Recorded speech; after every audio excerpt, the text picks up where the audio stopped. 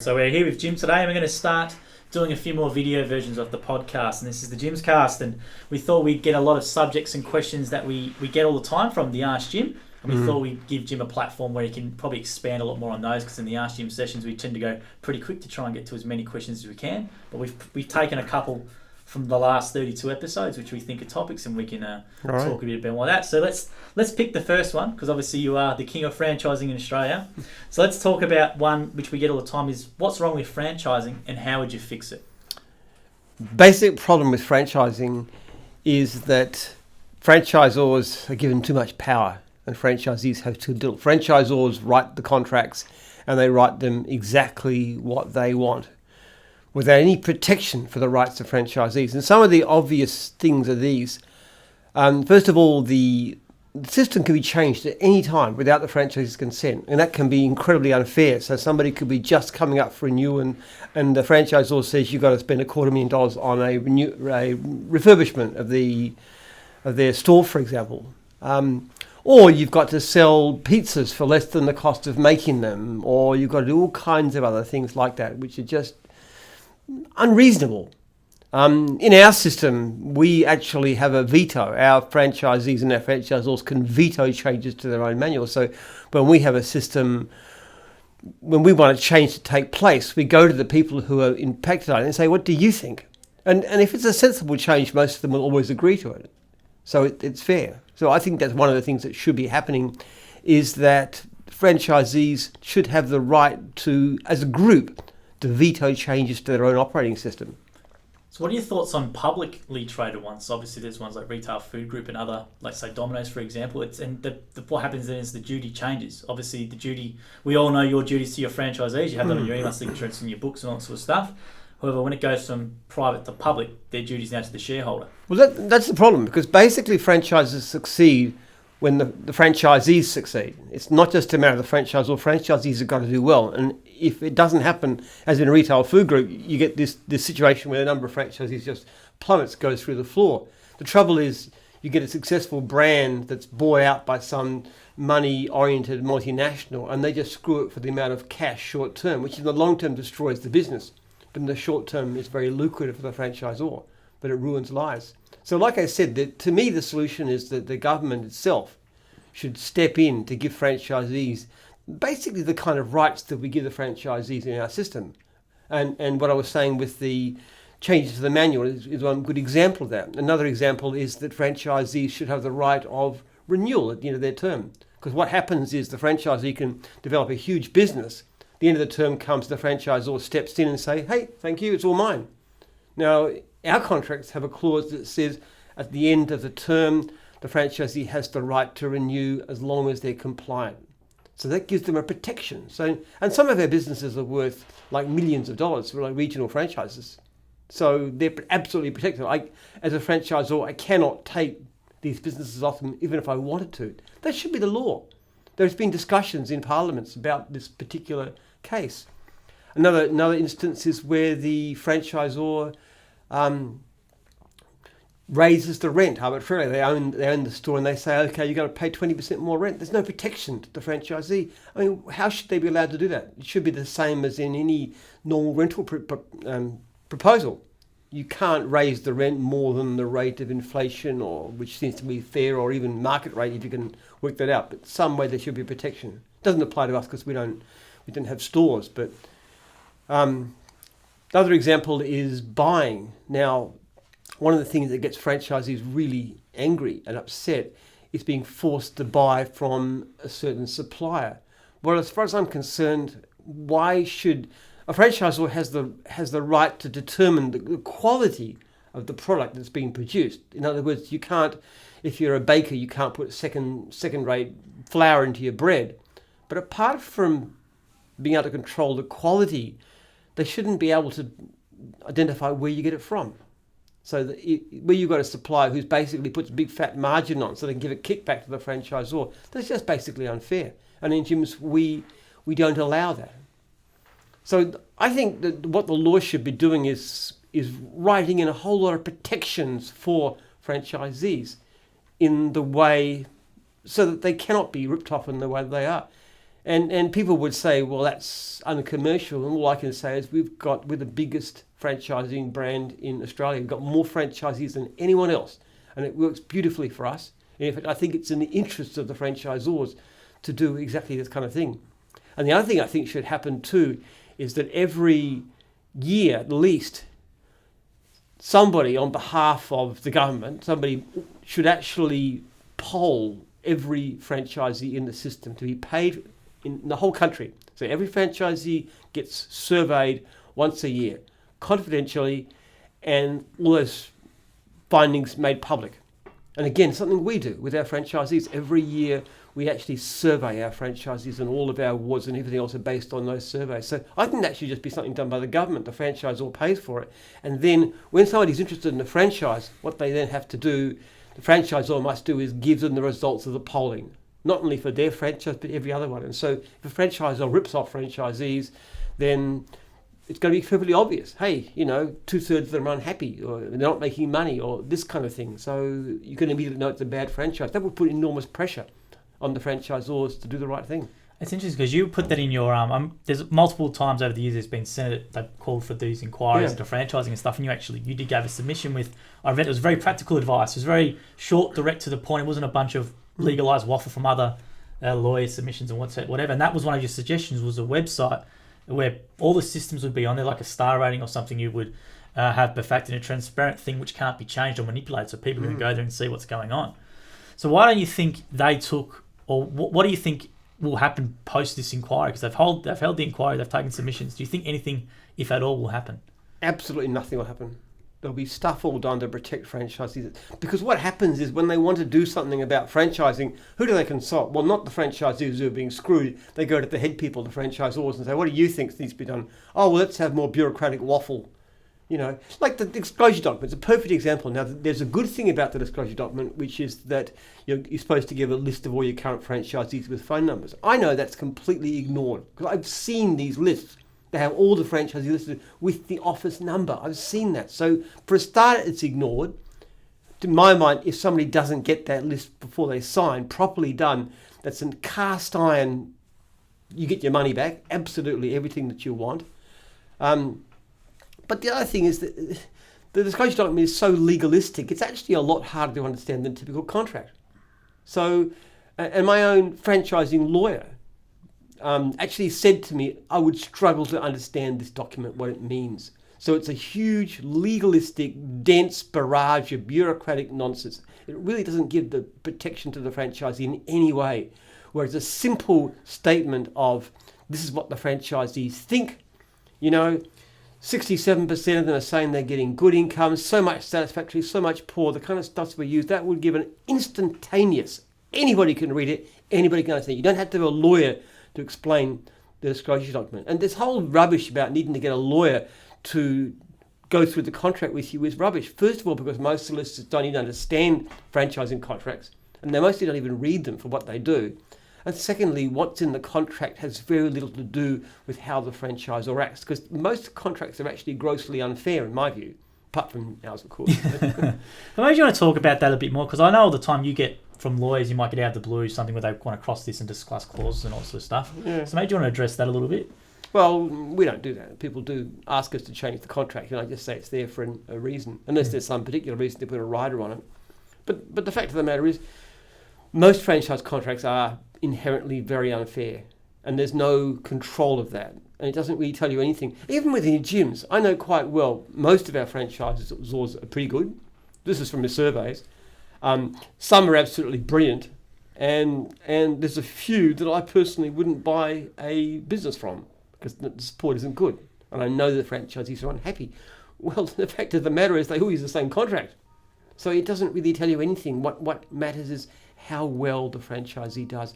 I don't know. It seems to me when people make legislation, they think, well, okay, what's our chief goal? Well, if we can make more money for lawyers and financial advisors, that sounds like a good plan. So let's do that. And the franchisee gets completely...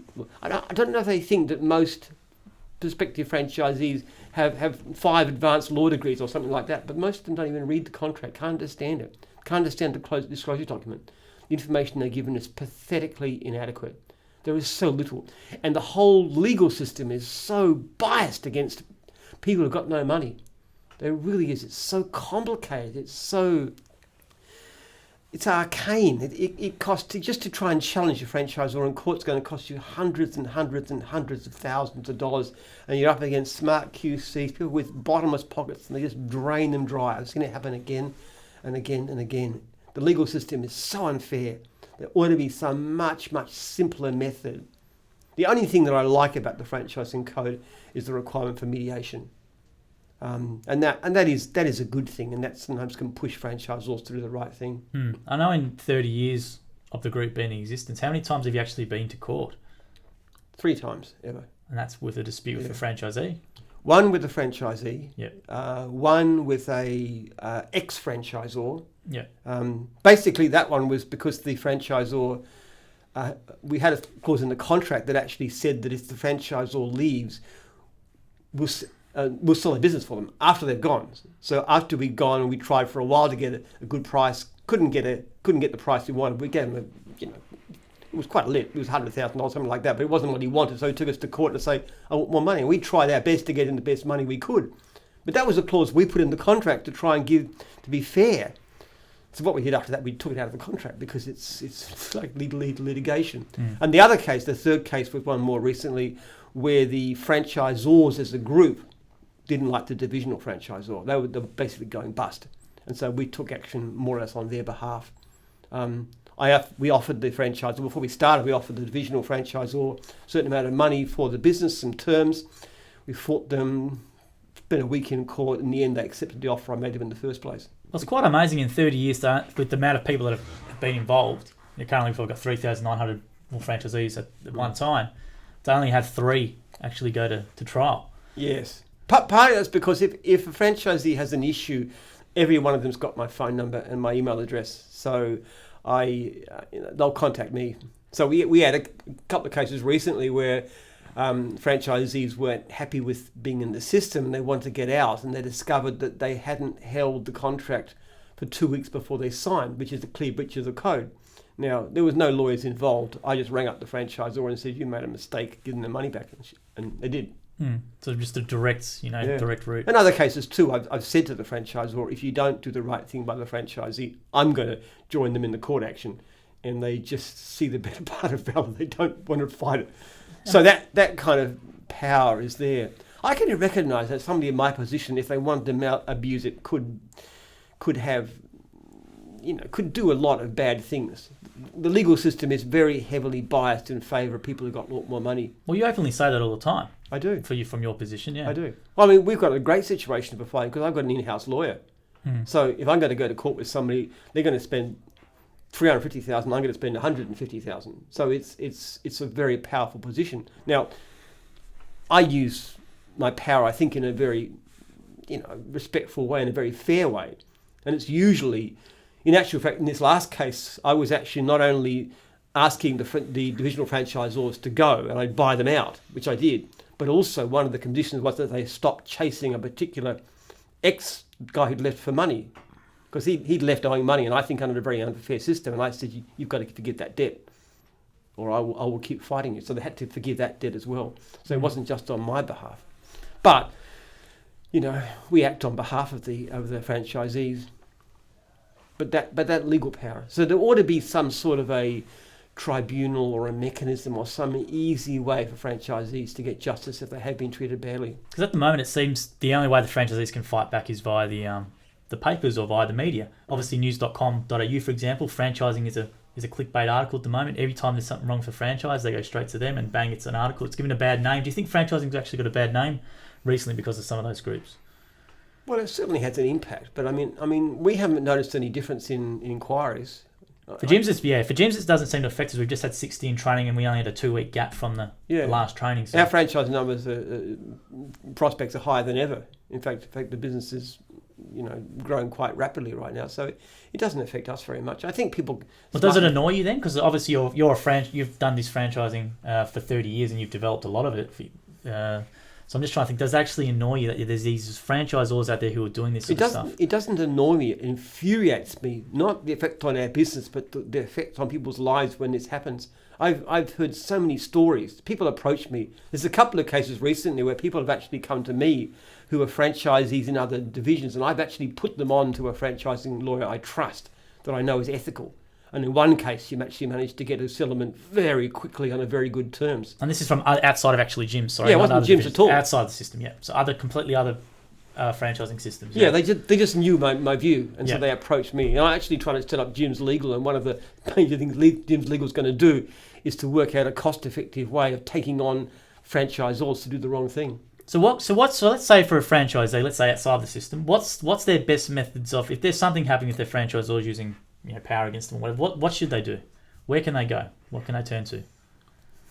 Look, honestly, stuff all. I mean, if you can find a decent lawyer to help you fight, band together with other franchisees, it's worth trying. But, all this stuff with Retail Food Group, they made a huge fuss about it, been all over the papers, but these people have still gone bust.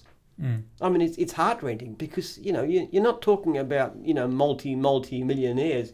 You're talking about people who've invested their life saving and mortgaged their house to buy into these things, and they haven't got the resources to fight, and it's just so destructive of their financial future. People who've had a comfortable nest egg to retire on now got to work until their 80s to try and recover from this disaster.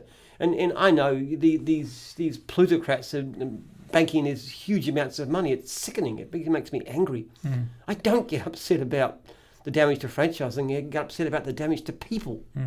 So I know you were doing a lot of research for a potential book. I don't know what's going on there, but you've heard a lot of stories. Yes. So it's actually incredibly depressing. And one of the problems with doing the book, and I'm not sure if I'll go ahead with it, is that it's just so grim. And if people see what goes on, it might actually turn them off franchising altogether. But what's one of the worst cases you've heard? You've seen a few before, but there's so many. You're talking about somebody who's invested several $100,000 in a business. They've worked their butts off. They're working incredible hours to try and make ends meet. And in the end, the franchisor acts in an unfair way, and then it's completely turfed out with these massive debts. I mean, there's case after case after case that's the same. And in each case, the franchisor's acting in a way that I would consider outrageous and would be completely impossible under our system. I mean, why should a person have to pay to sell a pizza for less than the cost them to make? Who makes that decision? Because the problem of it is, you sell a pizza for less, the franchisor still gets the percentage over the total cost, the gross value, even though it's a net loss to you. So the franchisor does okay. They actually get more and more money, and the franchisee is really screwed. Why should you have to pay double for product that you can buy in Coles? It's just completely unfair and wrong. I'm very frustrated. I just don't know how you can convince people that we've got to do something about this. I think the ordinary person in the street doesn't care that much about the person who owns the local Pizza Hut. They think it's not them. And so in reality, the big end of town controls the whole thing. The big money corporations and so forth. It's very sad. So what you've been doing over the years, I know, because I've worked closely with the documents team in the past, is actually with your own franchise agreements, you've actually tried to, as you said, your frustrations, all these legalese and those sort of stuff, over the years, you've actually reduced it, and you've tried to make it as simplified language as possible yourself. Maybe you want to tell the people a little bit about actually that, because it's very unique. No one else, I don't know, that would be doing that. So I know, yes. Well, I've got some experience with franchising documents now because I understand them. Yeah. What I did, I think late last year, and we're still working it through the system, is actually take the contract and I sat down and I rewrote it in the simplest form possible. Because it was 60 pages originally, wasn't it? Around 60 pages or 52? Down to about a third or something like that. Yeah. But when I'd done that, I gave it to my lawyers, in-house lawyers, and said, okay, what do you think? And they actually came back and argued in some cases. He said your personal guarantee thing is too brief. It's almost nothing. So you have to. So I kind of argued with them. I said, well, okay, what's the absolute minimum and what's the clearest language I can do? So it's a very simple, short document. Because when I first did it, I didn't really know what I was doing. I just got the lawyers to write it for me. I just said it has to give protection to my franchisees with the wording. But then our experience of it is over the years is that 98% of the contracts never get looked at anyway. It's never relevant. So I just simplified all that down. I did the same thing with the manual. Our franchisee manual was 120 pages. 120 pages. It's now down to 15. basically means, and very, very clearly and simply written so that anybody can read it. You can read the manual in like an hour.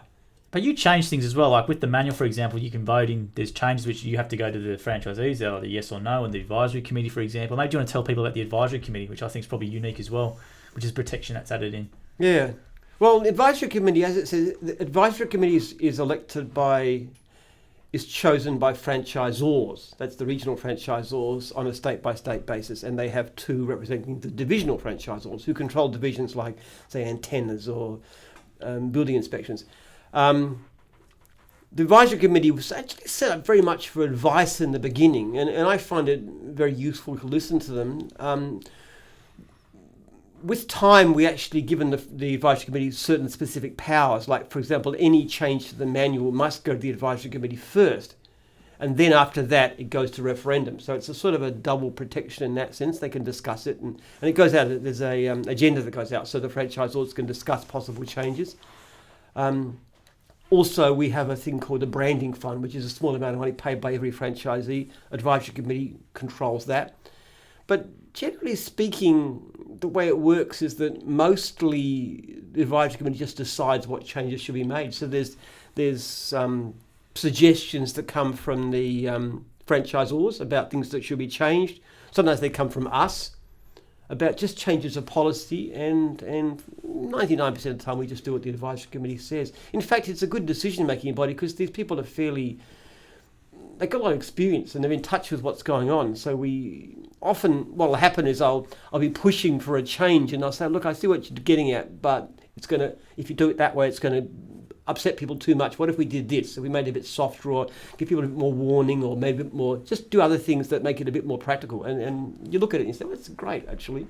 I think 90% of the time, the things they suggest are actually, in my view, definite improvements. So that's been very, very effective, and it's one thing that's kept the level of conflict down to a minimum. And it's one reason we almost never have legal problems with anybody, because we just don't do things that most franchisors think are unfair. Now, have you in your time heard of anyone else actually doing a similar approach to you with the changes to the manual, the videoing him, or the advisory committees? So no one. I have never heard. You've got some very well-run systems. I mentioned McDonald's as a start. I enormously respect what McDonald's do. I don't respect their food. I won't let my kids eat it. But as a business and a franchising model, I love McDonald's. How do you think they do it differently then? Because they're very similar to the retail-based, obviously, operations, and they obviously had third-party forcing for suppliers, I believe, because they have the consistency of their product. So how do you think they're different to all these other ones? They just act fairly. Like from what I understand, when they did this changes in Australia with the McCafe thing, that was actually determined by the franchisees. They actually got together and worked out a system that they agreed to. So in effect, even though their contracts aren't like Jim's contracts, they act in a very similar way. And well, you rarely see one go out of business. You really do. Yeah, they've done extraordinarily well because they think long term, just like we do. And look, I'm not comparing myself. It's like comparing a gnat to an elephant. McDonald's, even in Australia, is hugely more lucrative, but their attitude is very similar. And Ray Kroc was like that, actually. His first franchisees were millionaires before he even drew a salary from his business. He used to sell multi-mixers and made his money from that. So he was always very, very franchisee focused, and he understood that to be successful in franchising, your franchisees have got to succeed. That's it. And if your franchisees succeed, you're going to do well because they want to stay in business. More people will want to join. That's what's happened. People love McDonald's franchises because they're a great deal. So you're saying, basically, we'll touch on the points of how to fix it, really. You're saying a transparent, so let's say website, let's say if it's run by the government or whatever, where they disclose literally ratings for every franchise system, you can look them up, etc. Done by some respected third party and paid for by the franchisors, not paid for by the government. By the franchisors, okay. Yeah, that's right. So much per franchisee. I'll pay quite cheerfully. It doesn't cost very much to do it. We run our survey. We survey nearly 4,000 franchisees every year, and the cost is trivial, really. So independent rating website with every franchise system on there. And what was the other thing about simplifying all these legalese contracts or unfair terms, or what would you... Well, if they could, I don't know how you'd legislate for that, but certainly the unfair terms. Yeah. The franchisors should not be allowed to change their manual without the consent of the franchisees. That's pretty basic. So they should all go to a vote, you would say? Yeah, confidential vote too. Yeah. we actually run them at National by ourselves. But I mean, I suppose if you really wanted to be protective, you'd actually have it done that way. And just other protections against termination. Terminating a franchise at the end of its term if they're still compliant. Just basic stuff saying you've got to be treating people fairly. Protection. Oh, one of the things too I didn't mention before is we have a system in ours whereby if a franchisee wants to go independent, they actually can. They pay us $4,000. Now that makes a little bit of a roadblock and stuff, but basically it's in the contract. You want to go independent, you pay $4,000. Now sometimes that happens. The great majority of franchisees never do that, of course, but some do. I see that as fair because in my mind, a franchisee is like a customer. Now, our franchisees stay with us because they're getting value, because they don't have to. But if we can't provide value, and if they're saying in the end, what you're providing is not worth the fees that I'm paying, they should be able to run their own business. And I think any franchise should. I think somebody should be able to take down their signs and say, I'm no longer Horseland, I'm no longer Pizza Hut, I am independent business. You should be able to do that. And they should be given protection against being evicted from their lease and so forth, so that they could actually do that. Now, if you did that, if you put power with the franchisees, you would see a dramatic improvement in the franchises themselves. It's actually very good policy. As I say to my franchisors, and we're doing franchisor training this week, I don't want people who stay and who are discontented. I want to be able to have somebody come investigate my business and get a list of all my franchisees with their phone numbers and ring them up, and the franchisees say, this is fantastic, this is a great deal. And that's what really had made gyms work, the fact that our franchises on the whole give us a great rap. You don't want somebody saying something like, well, I'm only here because I'm forced to and they'll sue me if I try and go independent. What does that say? So it's a stupid policy to hold people in systems. I know some of our rivals in the service industry, they've done exactly that. Restraint of trade aren't really that effective. Courts look down on them. You're trying to restrict say someone's been running their business for 20 years and that's all they know, and you're trying to restrict them from going and doing it for 12 months, or they don't like it particularly, but in reality they can put them through hell on earth. They can, and I think there's a good example that was in the media there was a Nando's in St Kilda, and they had to, I think, force fit it or something happened. I remember reading the article, and they've actually ripped all their signs down, as you said, then rebranded themselves, and they've just stopped. They didn't pay it, and they went like that. And I think Nando's is obviously going to try and drag them through court. But they shouldn't be able to. Yeah. I think that's a fundamental right if you're not getting the value. Now, if you want to use the Nando's signage, or the gym signage, of course, then that's not reasonable, of course, because you're not part of the system. You can't claim to be following our system if you're not part of us. But if you want to run your own lawn mowing business or cleaning business or whatever it is under your own brand, you should be able to do that. I think that's totally fair and reasonable. My goodness, if we just got to change the equation of power. We just got to give franchisees some rights. And also the other point I want to make about how you fix, we give more powers to the franchisees to actually pursue legal remedies. How would you obviously gym's legal, something you're talking about, but how would you fix that? How would you make that more accessible to them? I think the court system is inherently unfair to people with less money. This is getting into a different area entirely, but the way I would fix it, I would basically, I'd effectively privatise the courts. Right. At least at a certain level. Because the part of the system that works well in franchising the best is the mediation system. And that's one reason why we almost never go to court, because we're making a reasonable offer in the first place. You go to mediation and you just settle and you offer them something fair. So, for example, when we terminate a franchisor, we actually buy them out. We don't just say you've got to go away. So we make an offer to buy them. So I think what I would like to see is a system where people could set up as almost like free enterprise judges. I call it eBay justice. eBay justice. eBay justice. And the reason is, okay, you've got a dispute. Now you go to a list of public available list of, we'll call them eBay judges, and you have a look at and each one of these judges actually, when they run a case, both parties have the opportunity to state what they think of the case. And you can have a look at these statements that are made by each party and also by the judge themselves. So you can check it out. So, for example, if you went to a judge that always favoured the big corporations, you never use them. And what you then do is you put in order of which do you think is the best? So this is my 1, 2, 3, 4, 5, 6. This is the other side's 1, 2, 3, 4, 5, 6. And the judge, the eBay judge that gets the best mutual rating, they're the ones to decide. So rating the judges. All right, there we go. I like rating the judges. Rating the judges. And then what happens is that what the judges have then got to do is to decide the case in a way which is incredibly as fair and as cost effective as possible. And they act like it's sort of like mediators, but with the ability to make a decision. So they sit the people down in a room, hopefully without lawyers around and any sort of paraphernalia at a minimal cost. And they say, okay, we're going to come to an agreement on this thing. Because if you don't, I'm going to make a decision. At least this way you'll get the decision that you want. And they sit them down and they bang their heads together and they come with an agreement. Because they've got this power behind them. And then they find something that's fair. The point of it is too, is instead of costing, $500,000, it might cost $10,000. That'd be the difference. I'd like to see that applied in various stages like the family court. I've had some experience in the family court, which is a horrific experience. You basically make the whole thing free enterprise by allowing people to record there. That's why I call it eBay justice, because you have the records. It tells you how good the person is and who they favour and how quickly they decided, and the amount they charge should be limited to say no more than 10% of what the amount that's being claimed. So it's in their interest very strongly to get this case settled fairly and quickly. First of all, quickly, because they're not going to get any more money if they take weeks over it, and fairly because they want to get more work.